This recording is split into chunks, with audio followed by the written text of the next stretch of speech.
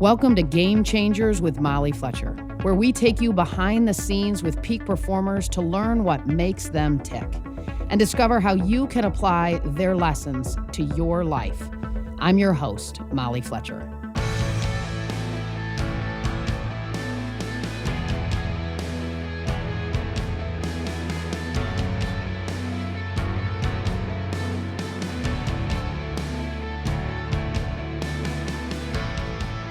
Today's conversation is definitely going to get you fired up and ready to take on your day. Heck, your week, your month, your year, your life. Eric Thomas, better known as E.T., has reached millions with his story of going from homeless to one of the world's top motivational speakers. He's been profiled in GQ, Sports Illustrated, and ESPN, and is a trusted advisor to top corporate teams, sports teams, and athletes looking to unlock greatness. An educator at heart, E.T. is especially passionate about helping kids nurture and realize their potential. His new book, You Owe You, is all about how to rewrite your narrative and take control of your life. In today's conversation, we talk about how to ignite your purpose, unleash your drive and grind, and take ownership of your life. Let's get right to it. Here's my conversation with Eric Thomas, E.T.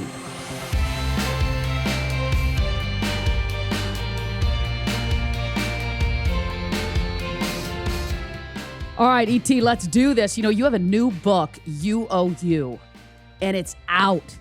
What significance does that title have to you?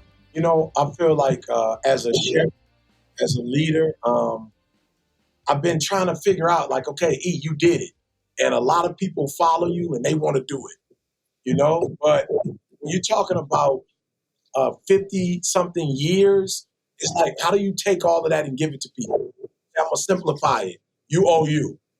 Like, you owe you. You know, remember when you were in school was the least common denominator?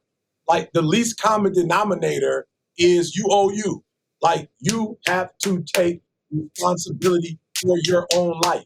And so that's what it means to me. It means, E, if you're going to give them one thing that they can take away and go crush their lives and go make the rest of their life the best of their life, what is it? And it's simple. You owe you. Everybody understands it. I don't care if you are in the 3rd grade, 6th grade, 10th grade, college, adult, wherever you are in your life, you understand the concept, you owe you. In other words, we deserve to live the life that we want. We deserve to go after what we want. That's what I'm hearing you say. And I'm saying not only do you deserve it, you're responsible for doing it. Yep. Nobody else is responsible. And again, I don't know what happens, but I think, you know, like for real, you come into this world and you're dependent on somebody. And for many of us in our culture, there's not the "you're not dependent on me" moment. Like there's not the "don't depend on me no more" party. You know what I'm saying? Right. There's not that. And like, depending on who you are and where you come from, I mean, you may have a parent that may enable you your whole life. You may not be fortunate to get in a culture like a Izzo, you know, that has gotten in trouble a lot in this culture because, you know, Coach is like, yo, flat out, I'm going to hold you to the fire. I'm going to hold you accountable to being the person that we recruited. And I'm not going to not say nothing to you when you're not operating at the level you're supposed to operate. If you're not operating at that level, I'm going to say something to you, I'm going to call you out. You owe it to you to practice, to watch the film. You owe it to you to keep this legacy of going to the Final Four. You owe it to yourself. And so a lot of us aren't growing up in that way. A lot of us are around people who are babying us. We're around people who are not, you know, enabling us. People who are looking at some of our shortcomings and looking at some of our negative behaviors and making it okay. And it's not okay. It's not okay if you want to be successful. Here's what I tell people. I'm not telling you to work harder. I'm just telling you to lower your standards. I'm not suggesting you wake up early in the morning. I'm not suggesting you go at it. I'm not suggesting you practice and you go hard. But I'm saying them dreams you have, that's going to require some accountability. That's going to require some grind. That's going to require you being responsible. That's going to require you holding yourself to a certain standard. So if you want that, oh, then you're going to have to step it up. But if you don't want nothing, you don't have to be responsible. You can let other people control your life. I can't give you your heart's desires. You have to give you your heart's desires. So that's what it means. It means I have the right to whatever American dream I can conjure up in my brain. Whatever it is, I can have that. But it's nobody else's responsibility to make that happen for me. Man, I love it. And Tom, you and I have Tom as a friend and somebody that we both worked with. One of the things I love Tom does, he puts his guys in the film room at the beginning of the season, right? And he says, hey, write down on a 3x5 card, what do you want? Tell me what you want. You want to win a national championship? You want to graduate an All-American? You want to go to the Final Four? Tell me what you want. Okay, so as your coach, then would my role in that to be to hold you accountable? He does that, like you said, better than so many incredible coaches. He gets the best out of his guys. That's what great coaches do. That's what great leaders do. We all have defining moments in our lives, right? Good and bad. And in the book, E.T., you talk about defining moments in your teenage years, leaving your home and essentially becoming homeless for a period of time. Wow, right? That's heavy. That's big. Get me inside of what happened. Yeah, so what happened was blaming. That's what happened, blaming. That's what happened, putting my life and how I want life to look on somebody else, And when I think about like the thing that really triggered it, it really was, I thought life should go a certain way. And the people who were running my life, they weren't helping me to take it that way. You know what I'm saying? It's like they had a curfew. I'm like, what? A curfew? My friends don't got a curfew. What? We got rules. What? I got to go to school. I got to get good grades. Like, what? I just can't have what I want because I woke up? Like, what? Have you lost your mind? Okay. So yeah, there were some things that happened, in terms of me not knowing who my biological father is. Let's just be real looking back.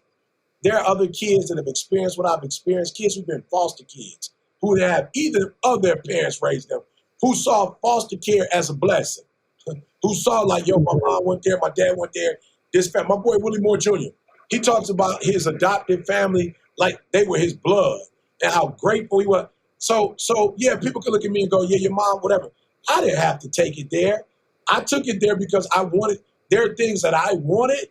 And it's like, yo, you're not doing it for me. You're not giving it to me. So I was like, yo, I'm about to get up out of here because I just don't like what's happening. I don't, and so I look at my life and I went from a very early age, I knew what I wanted, but I wasn't willing to pay the price to get it.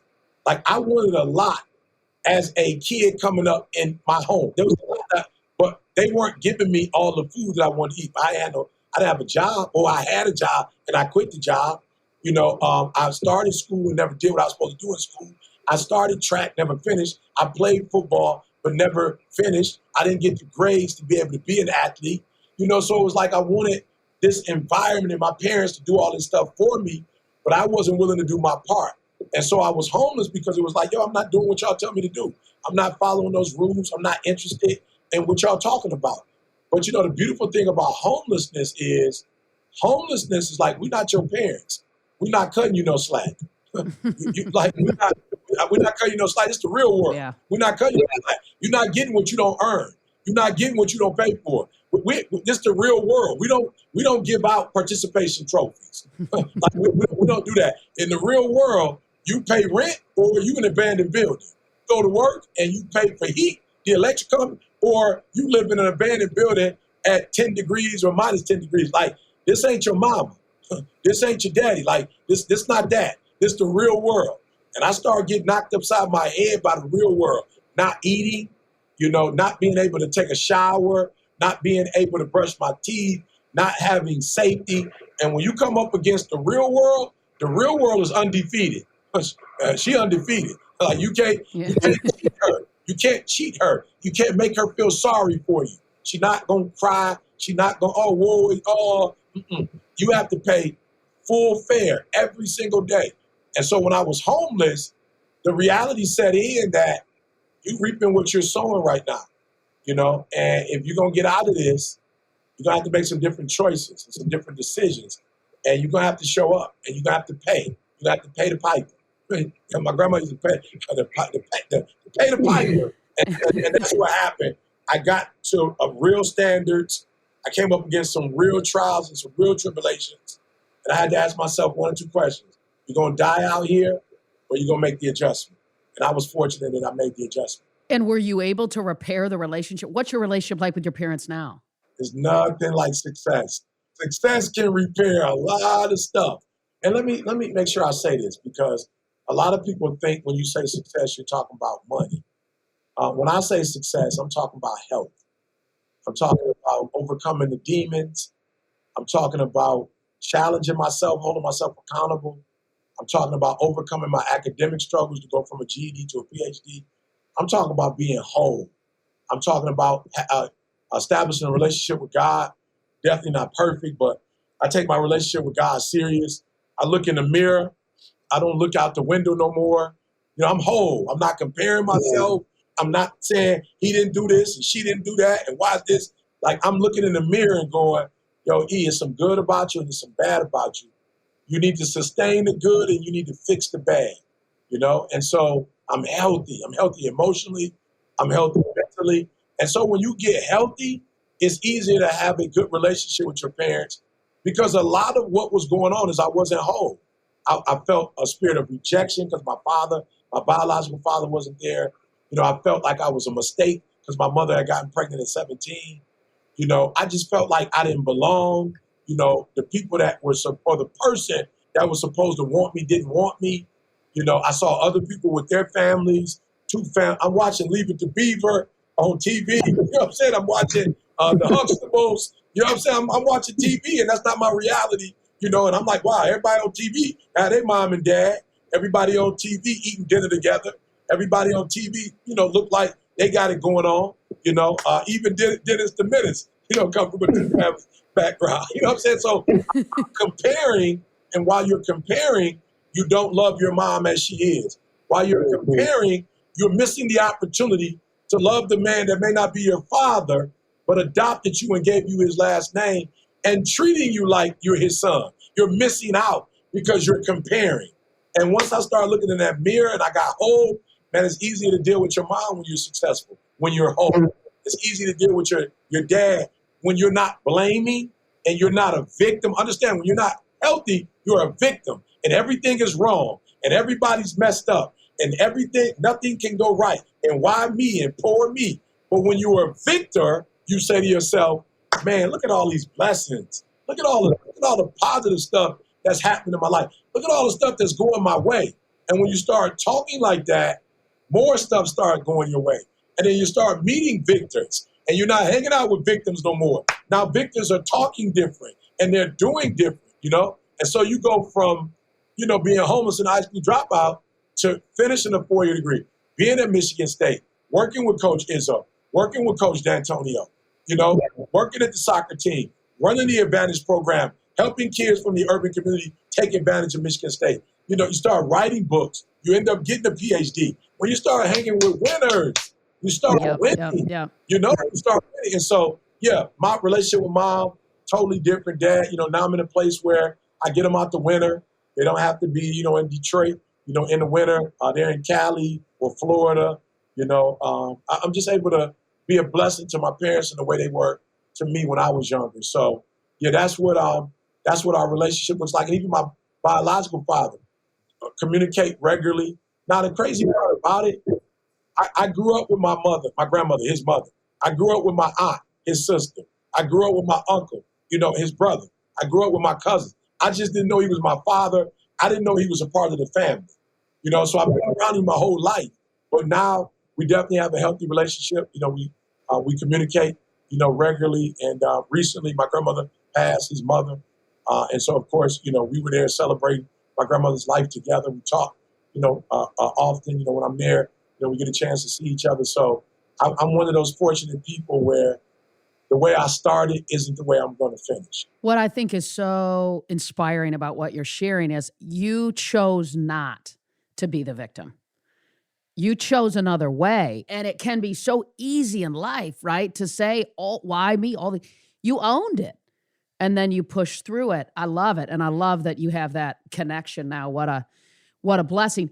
E.T., what got you through that? I mean, you're sleeping under a bridge. You're sleeping in abandoned buildings, right? What was the moment when you went, better than this. And I'm going to start doing the kinds of things that are going to align with the outcome that I want most. For me, the relationship that I established with God, in my own personal time, gave me an opportunity to start self-reflecting and healing. It gave me an opportunity to see that there's something greater out here than your circumstances. It's something bigger. And then when I started going to church, and the community, I didn't have that, when I was homeless. And so I was watching something the other day. They were doing a documentary on solitary confinement. And they were just talking about emotionally what it does to you. And so for me, being homeless, to whatever extent, it was solitary confinement for me. I wasn't talking to my mom, and I wasn't really around my family members like that. And I was spending time, alone, trying to figure out this dark, gloomy spot I was in. And what the church did for me, one, it gave me community. It gave me people to talk to.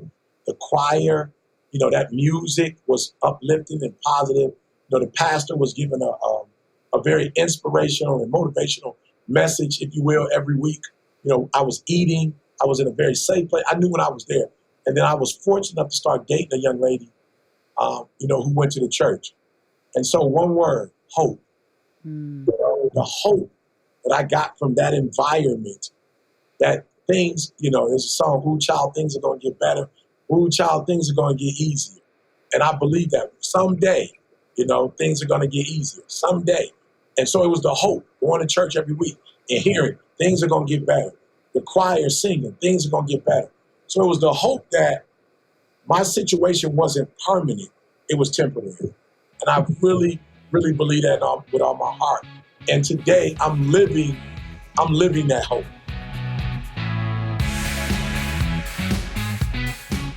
Hi there, it's Molly. I've got some exciting news to share. I'm thrilled to announce I've launched my first ever on-demand course, Up Your Game. Unlock the drive to fuel next level success. Have the past few years left you burned out and stretched thin? Like, despite your success, you're capable of more.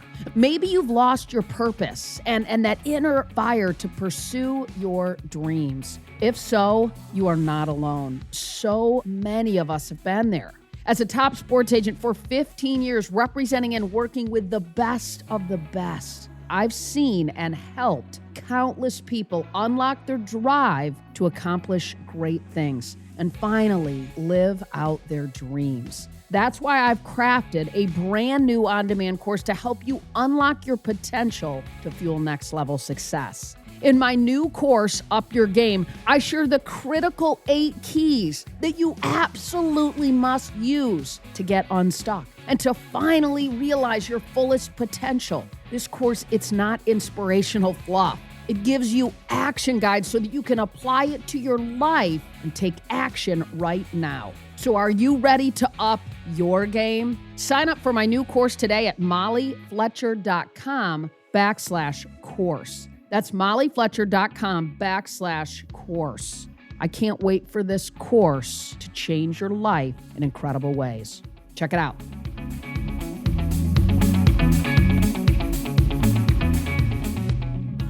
You touch so many lives now with your words. How did you uncover your gift and really start speaking and sharing your inspiration and your story all over the world now?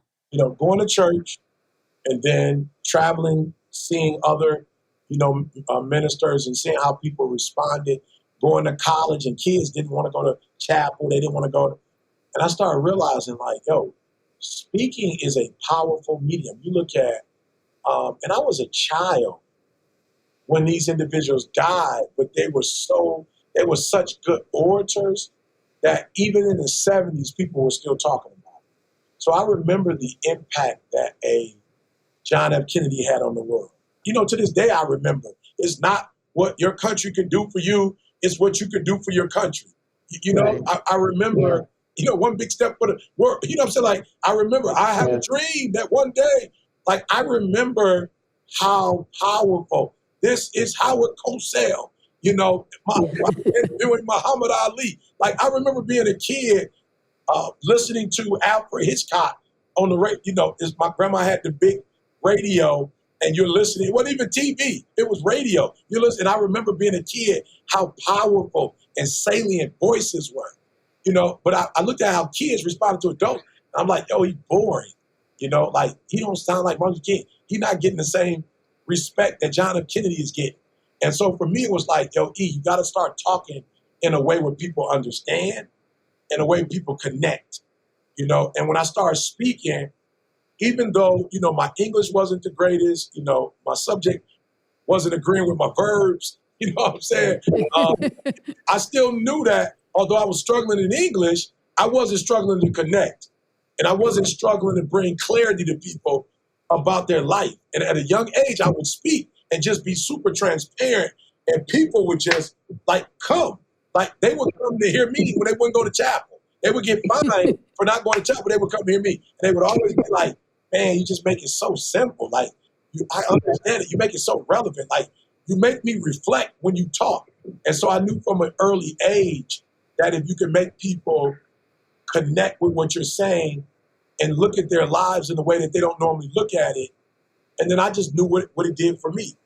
A lot of me coming out of my circumstances had a lot to do with the voices, the orators that I used to hear and how they impact me personally. How did you learn to let go of the expectations that the world had on you and embrace a new narrative for yourself, right? Like so many guys would say, well, I'm not supposed to be that guy, right? But you let go of that and you embraced a new narrative, a new story that you were telling yourself. I tried their way and I was losing. And who wants to lose? I was losing trying to be a scholar. I was losing, but I was winning being simple, and then it dawned on me one day, less than 80% of the world's population have a 4-year degree. So literally, as a person with a 4-year degree, I'm like, yo, that part of you is a minority. The part of you that struggles is a majority. 90 point whatever percent of humans have struggled at some point in their life. Maybe not my struggle, but at some point, everybody's felt alone or felt rejected or felt dumb or felt like they didn't belong or felt like they weren't, in the in crowd or struggled with something. So it's like, Eric, that part of you actually relates to people more than this other person that people are trying to tell you to be. And so I started realizing like, yo, you're going to do a much better job being you. You're going to do much better being your authentic self.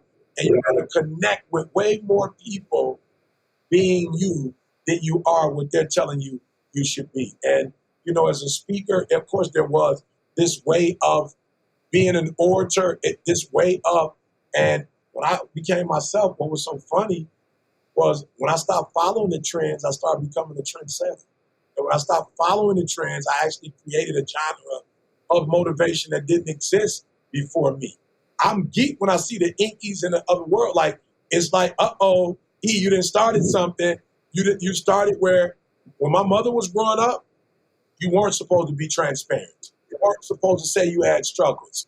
You weren't supposed to say, which my mother will tell you, she lived in shame for years because you weren't supposed to be 17 years old and pregnant. But if the truth had been told, a lot of your teachers or administrators and people that you looked up to who made you feel some type of way, some of them got pregnant when they were teenagers too. Or some of them had unplanned births. You feel me? But you were ashamed because of, but if you really knew the truth, but my mom lived in an era where you can't say that you live in poverty, that you're on welfare. You can't be honest about, and a little bit me, because I grew up under that, but I was like, I'm not doing that. I don't like the fact that my father was in my life. I was homeless. I had some struggles, and we're going to talk about it because there are other people who need to hear they're not crazy, that there's nothing wrong with them, that they're not cuckoo for Cocoa Pop. Like that trauma is real, and it affects us, and it affects us all differently, And so I wanted to be one of the ones that didn't act as though I had everything together. There are people who do come from the Huxtable experience. That's their experience. There are people who come from the Fresh Prince of Bel-Air. That's an experience. But there's also the different strokes. There are kids who were abandoned by their parents And that's their truth.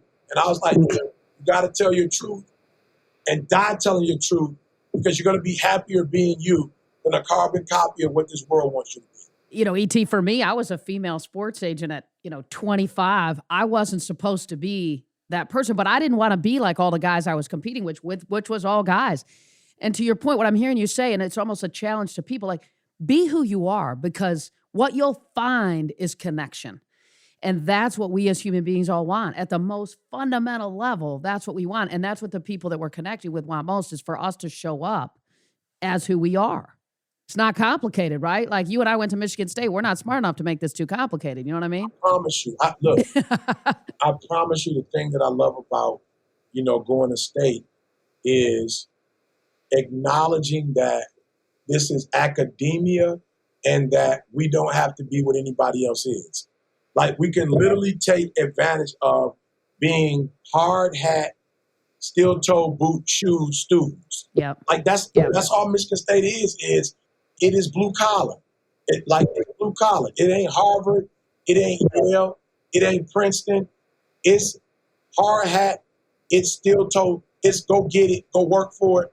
And I'm telling you, everywhere I go, they're Spartans. I was in Australia and I saw, I'm like, go green. She's like, go white. I love that, dude. I do that everywhere. I just think it's not the hand that you're dealt, but it's accepting the hand that you were dealt and playing it. As a teenager, to make money, I used to gamble. And the one thing I realized when I gamble is you can have the best hand and lose. And you can have the worst hand and win. It's really about the poker face. It's not about the hand, it's who holding it.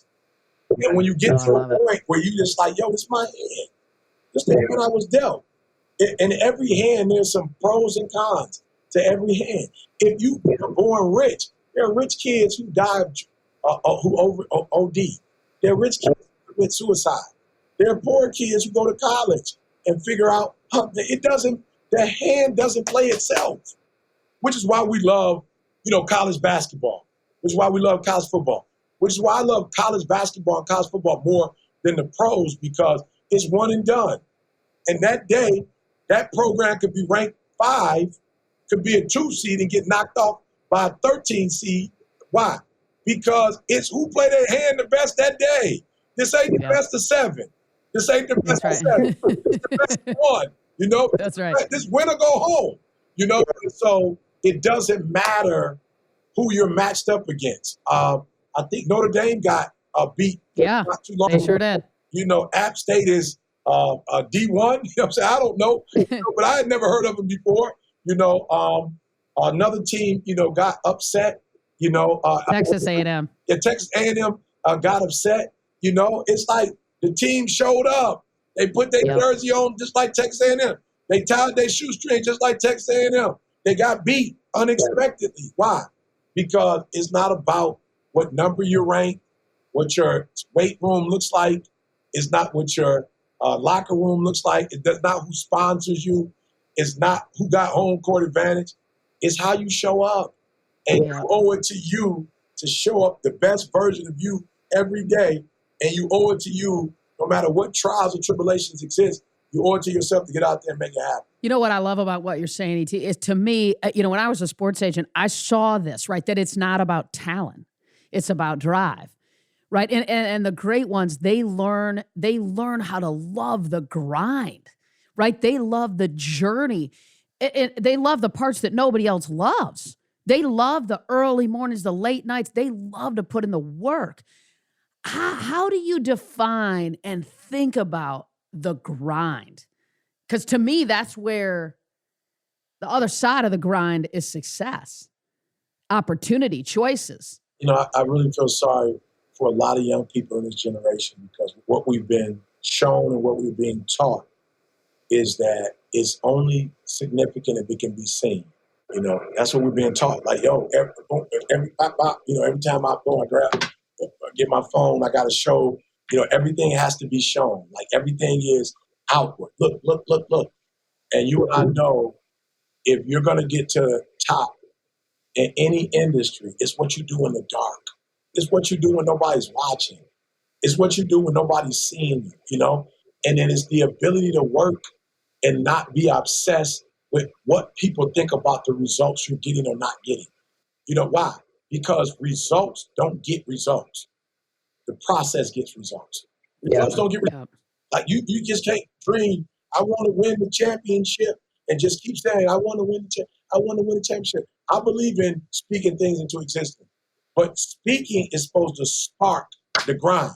Speaking is supposed, when you say I want to win the championship, I want to win the championship, that's supposed to spark the grind and say, what does the championship grind look like? What does that look like? What does it look like to maintain that grind? And so for me, the process is everything. The grind is everything. One, the grind defines me. Number two, the grind reveals to me who I am. The grind shows me what needs to be done to be successful. And the grind is predictable. This grind will equal these results. Like somebody, the people say, "Man, Eric, you're so successful." It seems like now you're more obsessed than you were before. I was like, yeah, because before I was doing it in the blind. Like I didn't really know what would work or not. Now I know what works. Now it's on and popping. Now I'm working harder than I ever worked before because now I get it. Why as a GED recipient, why did you keep going after the 4-year degree? Because I had just really learned how to read. Why am I quitting when I finally got it? Then when I got the master's, I had finally gotten to a point where I started something and finished on time. I never finished school. High school, I didn't finish. College took me 12 years to get a 4-year degree. The master's, I finished in 2 years. So I was like, yo, I finally know how to start and finish something. All right, let's go get the PhD. And so the PhD wasn't about calling me Dr. Thomas. It wasn't about hanging a certificate on my wall. It was about you are finally understanding what it takes to be successful. Now that you are figuring it out, now it's time to use what you're figuring out. So now that you know what time you got to wake up, what you're supposed to do when you wake up, now that the process is clear to you, now it's time to embrace the process and go for it. It's not a time to go, I'm successful. Now is the time to go, how successful could I be? What is it that I'm capable of accomplishing or doing? So yeah, for me, the process is everything. The grind is everything. Because the only thing I've ever been able to do in my life and be able to predict my life is the grind. That's the only thing and prayer. Prayer and the grind is the only two things I've been able to do and know that they're going to yield this.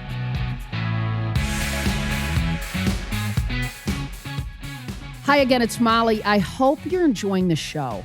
If you're a go-getter who wants to conquer overwhelm and sharpen your focus, I want to let you know about my new free webinar training, Purposeful Productivity.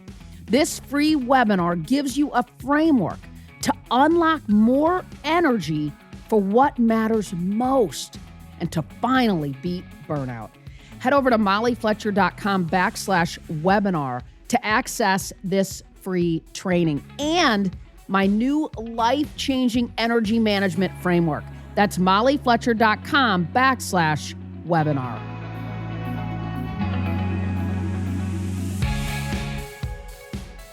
I watched tons of athletes hoist a trophy once and plenty hoist it several times, right? Win one Cy Young, win 3 Cy Youngs, win 1 Gold Glove, win 5 Gold Gloves. I watched the ones that did it once, and then I watched the ones that did it a bunch. And to me, the difference was they loved the grind. Because if all you're doing is chasing achievement, when you get there, you don't know what to do next. But if you love the grind, you're good. If you don't focus on the achievements and you focus on the grind, you'll get more achievements than you could ever imagine. Mm-hmm. But if you focus just on the achievement and not the grind, the achievements will be far and few in between. And so I don't focus on achievements. I just focus on the grind. I never thought that I would write You Owe You the book. I thought I was finished. I never even wanted to get a publishing deal. I always did self-publishing. Like I didn't like the idea of marrying somebody to write a book. I didn't like the idea of that's what it is. It is. I didn't like the idea of somebody gonna tell me what I can write or what I can't. You know what I'm saying? Like they get a say in my life. That's not what I wanted. I never dreamed of people gonna get a portion of they're gonna make money off of my story. That never was a dream of mine.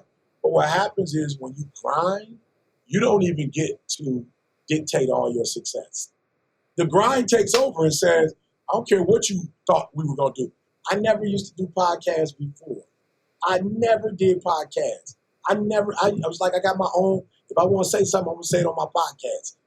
But I achieved so much that people just started calling like, hey, bro, can we get you on? I'm like, no, you can't get me. I don't want to be on no podcast.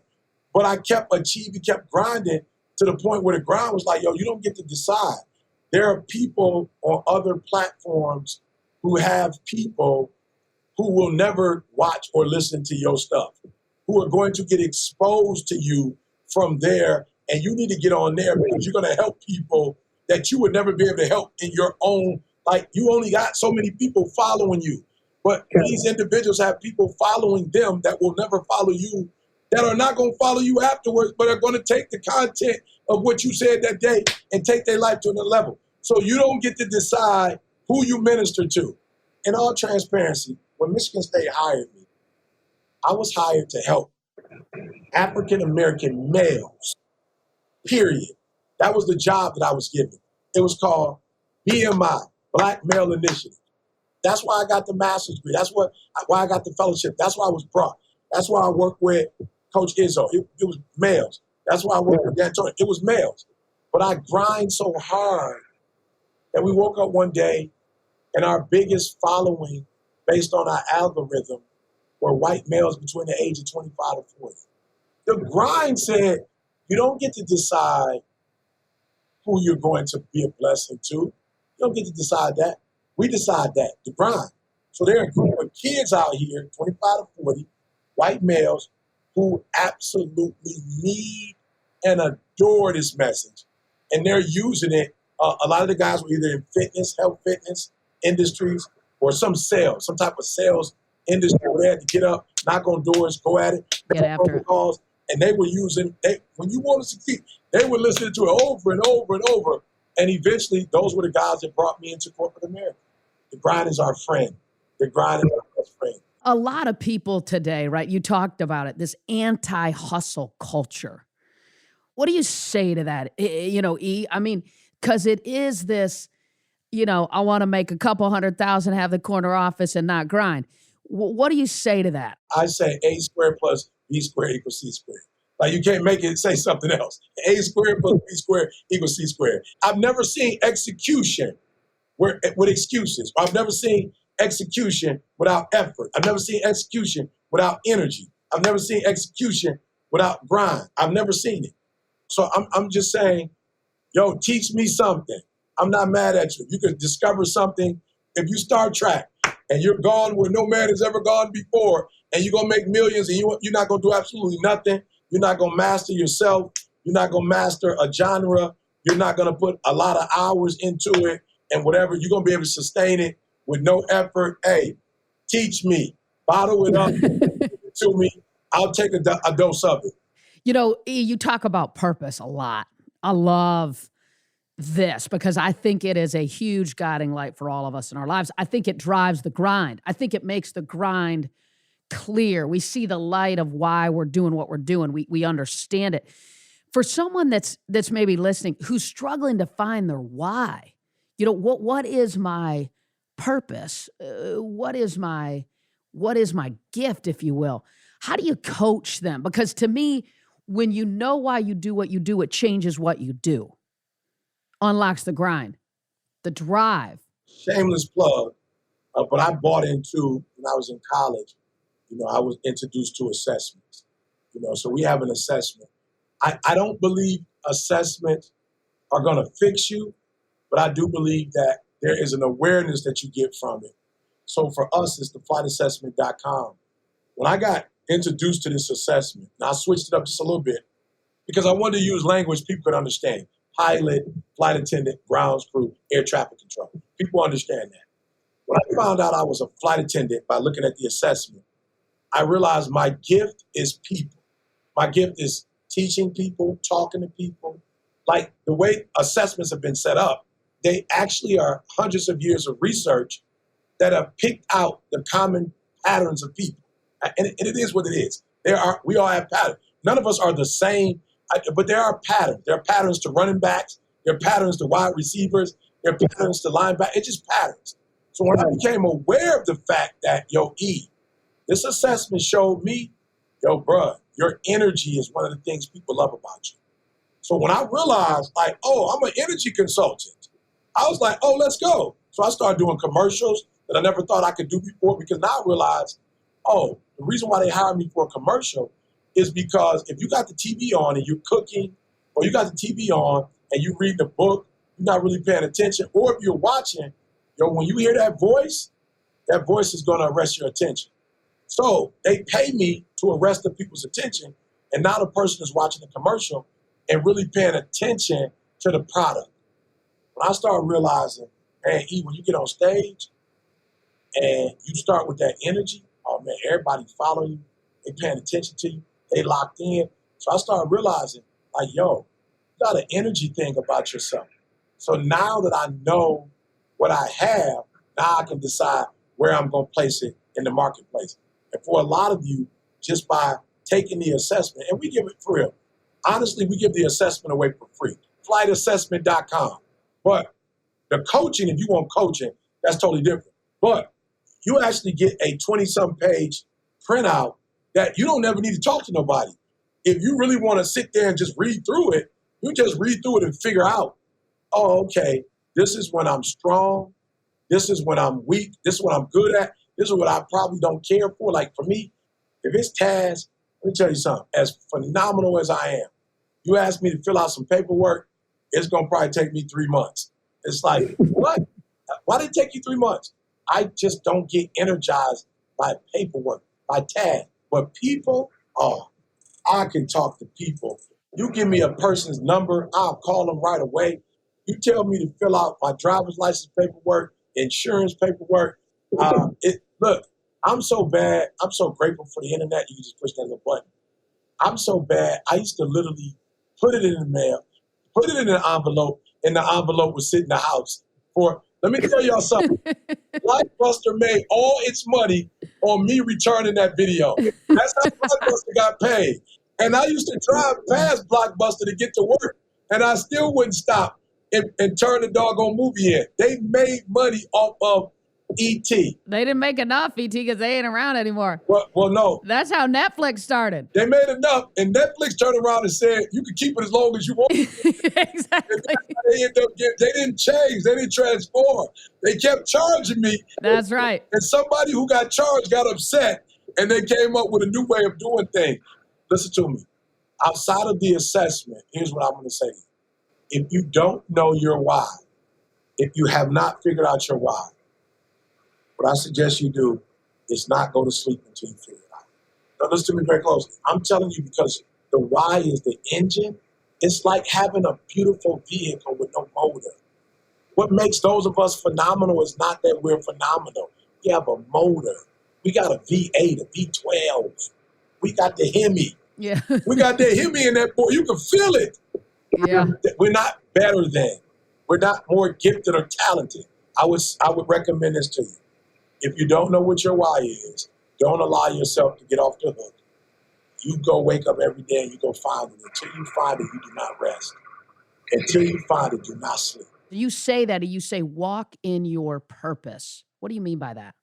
Once you figure out what it is you were called to do and what you do to make everybody and everything tick. I don't care if you're a teacher. That's my profession. My degrees are in education. Sure.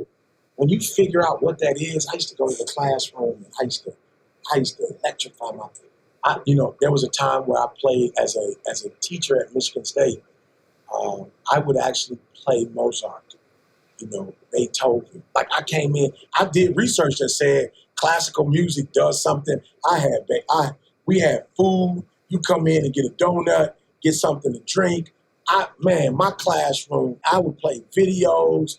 We read devotionals, inspirational stuff. I would play clips from Zig Ziglar. Once I figured out I was a teacher, I went in that room and act like I was the president of the United States of America. That my room was the White House. It was the best thing. I'm saying when you find out who you are and what you were born to do and what you do that nobody else can do, when you figure that out, you better go and act like you the football player or basketball. I was the Michael Jordan of the classroom.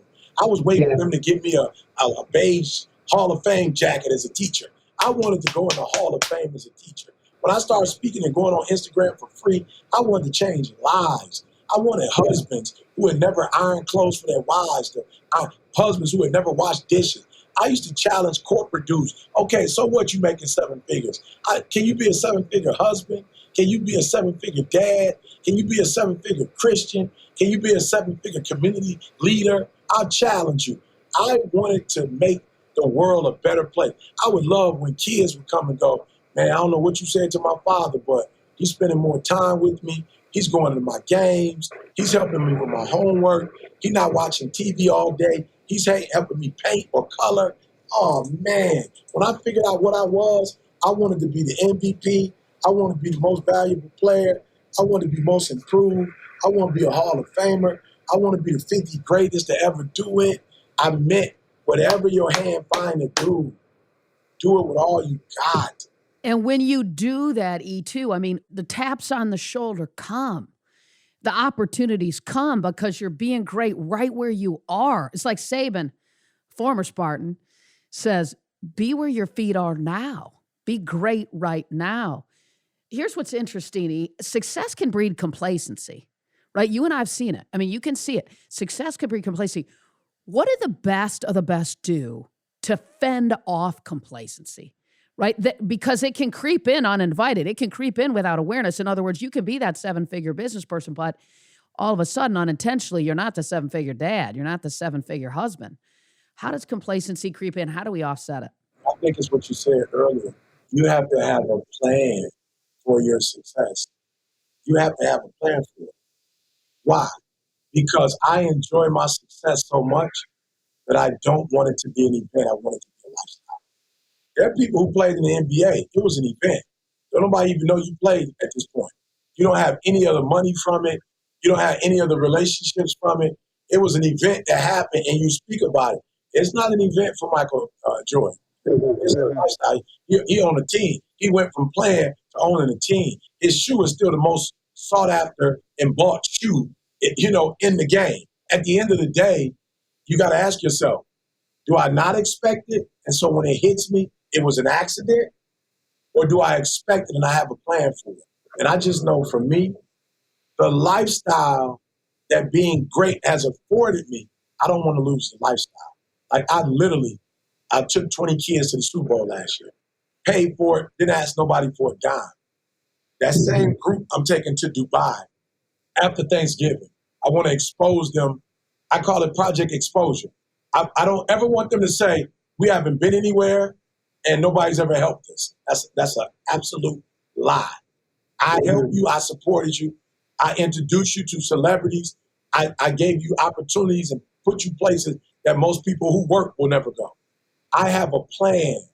I want to win a Nobel Prize. I have a plan for my success. I'm not letting my success control me. I have a destination. More kids are going to finish school. We're going to pay for kids to go to college. I'm telling my success like it's my child. I'm telling my success what to do. And most people don't have a plan for their success. They're just grateful that they reach success. Have a plan for your success. You say sometimes you have to give up good things to get great things. What's an example of that in your own life, E? I was literally on the speaking circuit, and I gave it up to go to Michigan State University. I gave up my house in Alabama. I gave up my community in Alabama. I gave up whatever success looked like to move into the Kellogg Center, and then a little shabby apartment in Seven Pines. No, that was called Briarcliff. Yeah, gave up all of that Briarcliff. Didn't know if I was actually going to be able to finish Michigan State. Didn't know if I was going to be able to finish the master's degree because you had to have at least a 3.0 average in every course in order for you to continue the process. I didn't know if my wife would get a job. Didn't know if my kids would like Michigan. But I gave up everything I knew up to that point. My finances, my church family, my mentors.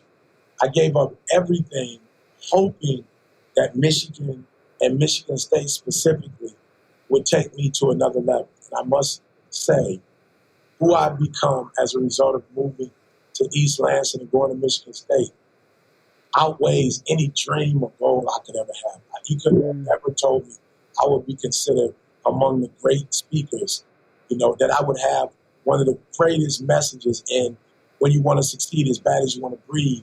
Like, I would write books, I would get commercials, I would have opportunities to do things in film. You could have never told me that. But I trusted my God, I trusted myself, I trusted the opportunities. I trusted Michigan State.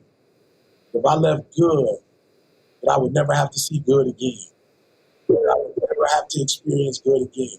And I must say, the fear or the trepidation of giving up good pales in comparison to the rewards of being great. So, your book is awesome. You. Okay, so anyone out there listening, go to Amazon. So, what's the one big message you want readers to take away from this book? What's the one big thing?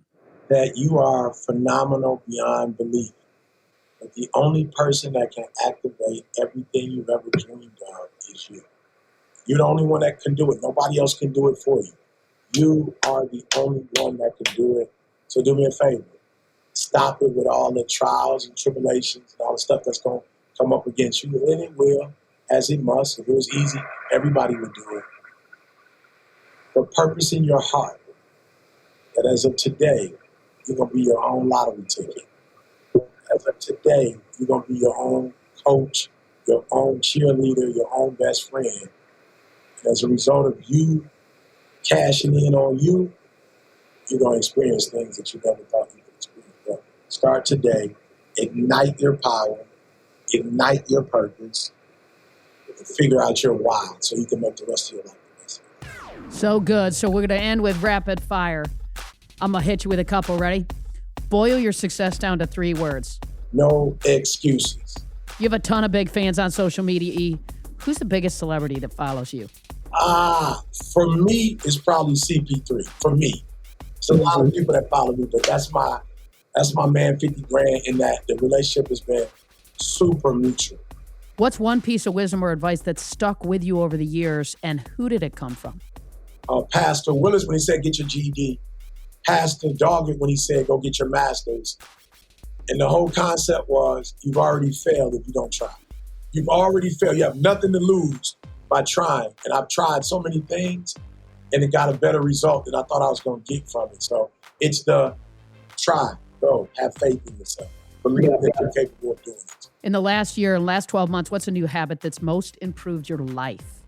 Being more demanding and making better decisions, like really focusing on good judgment, like not being in my feelings and making emotional decisions, but making decisions based on empirical evidence. Like I wasn't ever a dude that really was like, well, what does the facts say? What do the evidence say? Now I'm really like, don't be in your feelings. What do the facts say? And so good judgment and being demanding, saying no to people and saying yes to myself has been big. The show's called Game Changers. So one last question. What's a game changer, or who's a game changer that inspires you, and why? I would have to say back in the day for me, it was Barry Sanders, because Barry was the Lions, and the Lions were like terrible, had a terrible offensive line, and Barry found a way to be excellent in a very unsuccessful situation and maintain a very good mindset. And then, of course, Serena Williams, her and her sister just coming into an arena that, African-American women had never, really been in. And to make the commitment they made and to be able to, dominate in the way that, both, of course, Serena, but Serena always says if it wasn't a Venus, it wouldn't be a Serena. So, yeah, those are people who I look at as game changers. All right, man. Well, listen, I'll see you around town. You're the best. I appreciate you, bud. Hey, I will see you in East Lansing at some point. Football game, basketball game. Let me know which one you're at, and we'll connect.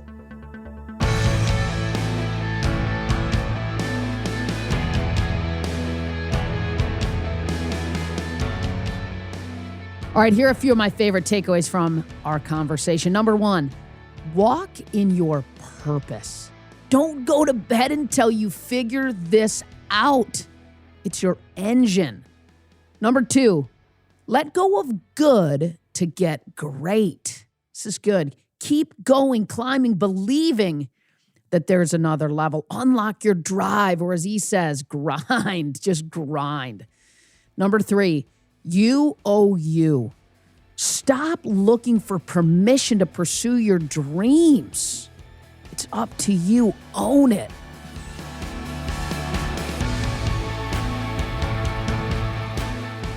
Thanks, as always, for listening to Game Changers with Molly Fletcher. If you like the show, be sure to subscribe on Apple Podcasts. There you can listen to previous episodes and leave us a review, which helps other people find out about the show. This episode was edited and sound designed by the team at Sound On Studios. You can find out more about their work at soundonsoundoff.com. Check it out. For more about me, visit mollyfletcher.com. Until next time, stay curious and be bold.